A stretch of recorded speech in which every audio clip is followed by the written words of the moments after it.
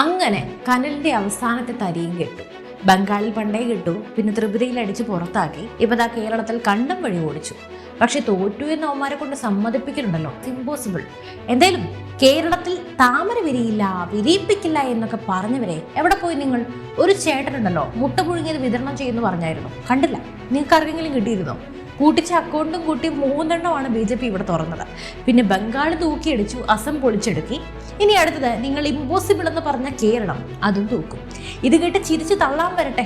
മോദി പണ്ട് ബീഹാർ തൂക്കുമെന്നും ബംഗാൾ തൂക്കുമെന്നൊക്കെ പറഞ്ഞപ്പോൾ ചിരിച്ച ഒരുപാട് ആളുകൾ ഉണ്ടായിരുന്നു. ബംഗാൾ തൂത്തുവാരും എന്ന് പറഞ്ഞപ്പോഴും ബീഹാർ പിടിക്കൂ എന്ന് പറഞ്ഞപ്പോഴും പലരും അന്ന് ചിരിച്ചു തള്ളി. പക്ഷേ ഇന്ന് അവിടുത്തെ ചിത്രം മാറി. അതേ ചിത്രം തന്നെയാണ് പതുക്കെയാണെങ്കിലും കേരളത്തിലും തെളിയുന്നത്. 28 സംസ്ഥാനങ്ങളുള്ള ഇന്ത്യ മഹാരാജ്യത്തെ 22 സംസ്ഥാനവും ഭരിക്കുന്നത് NDA ആണ്. അത് മറക്കണ്ട. ഇനി കേരളത്തിലേക്ക് വന്നാൽ ഈ 3 താമരകൾ വെറും ഒരു ടീസർ മാത്രമാണ്. വരാനിരിക്കുന്ന വലിയ മാറ്റങ്ങളുടെ ഒരു ചെറിയൊരു സൂചന. ഇടത് വലത് രാഷ്ട്രീയത്തിനപ്പുറം ഒരു മാറ്റം ചിന്തിക്കുന്ന ജനത ഇവിടെ ഇങ്ങനെ വളർന്നു വരുന്നുണ്ട്. പ്രീണന തന്ത്രങ്ങളും വർഗീയ കാർഡുകളും എത്ര കാലം വിജയിക്കും?